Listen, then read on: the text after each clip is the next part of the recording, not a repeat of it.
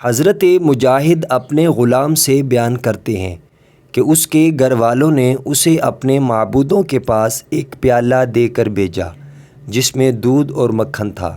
اس نے کہا کہ مجھے بتوں کے خوف نے مکھن کھانے سے روک دیا۔ اس نے کہا پس ایک کتا آیا، اس نے مکھن کھایا اور دودھ پی لیا، پھر اس نے بتوں پر پیشاب کر دیا اور وہ بت اوصاف اور نائلہ تھے۔ ہارون نے کہا جاہلیت میں جب آدمی سفر کرتا تو اپنے ساتھ 4 پتھر لے جاتا، 3 پتھروں کا چولہا بناتا اور چوتھے پتھر کی پوجا کرتا تھا۔ وہ اپنے کتوں کی پرورش کرتے اور اپنی اولاد کو قتل کر دیتے۔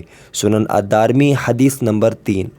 حضرت عبداللہ رضی اللہ عنہ بیان کرتے ہیں کہ ایک آدمی رسول اللہ صلی اللہ علیہ وآلہ وسلم کے پاس آیا۔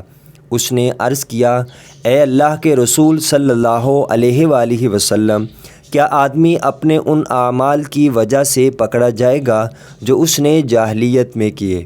آپ صلی اللہ علیہ وآلہ وسلم نے فرمایا جس نے اسلام میں اچھے کام کیے اسے جاہلیت کے کاموں کے بدلہ میں نہیں پکڑا جائے گا، اور جس نے حالت اسلام میں برے کام کیے اسے اگلے اور پچھلے کاموں کے بدلہ میں پکڑا جائے گا۔ سنن الدارمی حدیث نمبر 1۔